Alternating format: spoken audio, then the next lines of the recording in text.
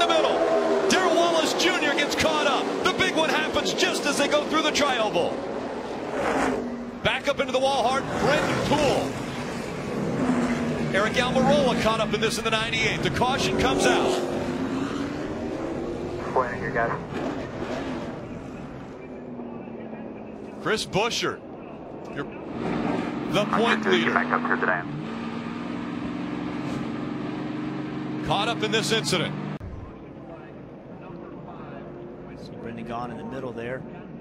Ryan Reed gets hit by the 3 car, pushes him into Brendan Gaughan, and then it's on from there. Daniel Suarez caught up in this as well. Regan Smith. Look at the job right there. Casey Kane in the 88 gets on the brakes. The crash happens, gets off the brakes, back on the gas to drive out of it.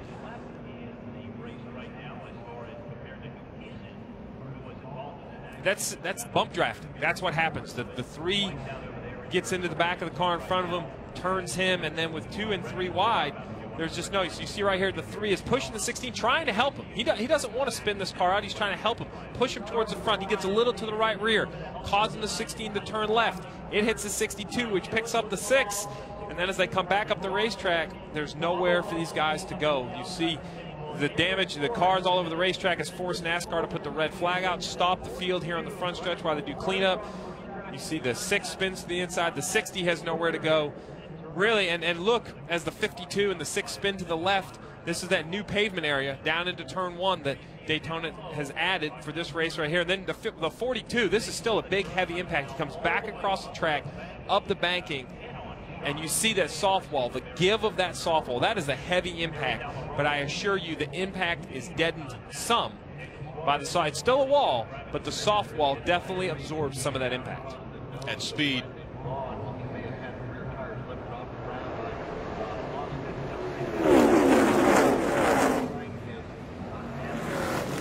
Brendan was trying to drive it.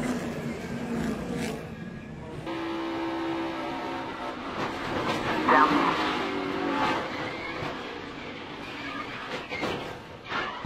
So Go violent together. at 190 miles an hour.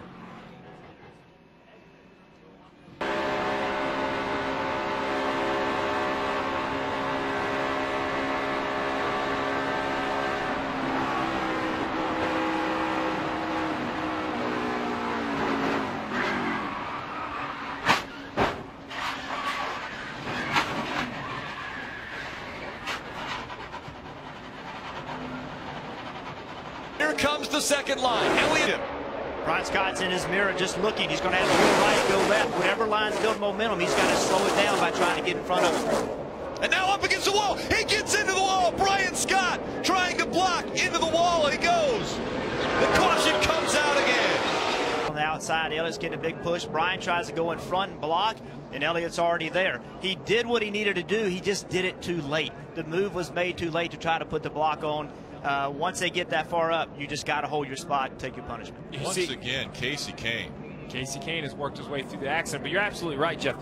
You know, it seems like the key around this place is run the bottom through the corners and the top down the straightaways when you're the leader and you want to block both lanes. But if you're going to run the top or block the top, you have to do it right away. You can't be that late. It's very hard for the spotter to see. You see here, there's a big run coming, and the move, it's just, there's nothing he can do. Elliott Sadler is clearly there all the way up to his quarter panel. And when he turns in front of the field, you can see all the debris fly. And Elliott saw that coming, but you can't lift. You got to stay in the gas. If you don't lift, I mean, if you lift, you're going to get wrecked from behind. So Elliott did everything he could do. He had to stay in the gas. Stay down, all these guys are victims. down.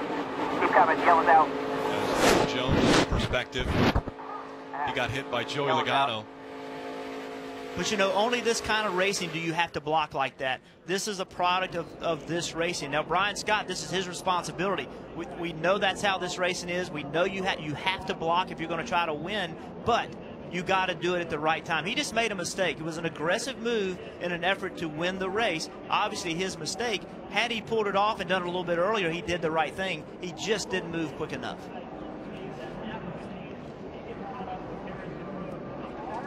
So many cars involved. I mean, once they start spinning, there's nowhere to go. You try to get on the brakes, you try to get on the gas. Casey Kane, he somehow avoids another one, Rick. Austin Dillon, Casey Kane, both come through unscathed. You see here Casey Kane is in the middle again. As they start to wreck in front of him, you see the smoke.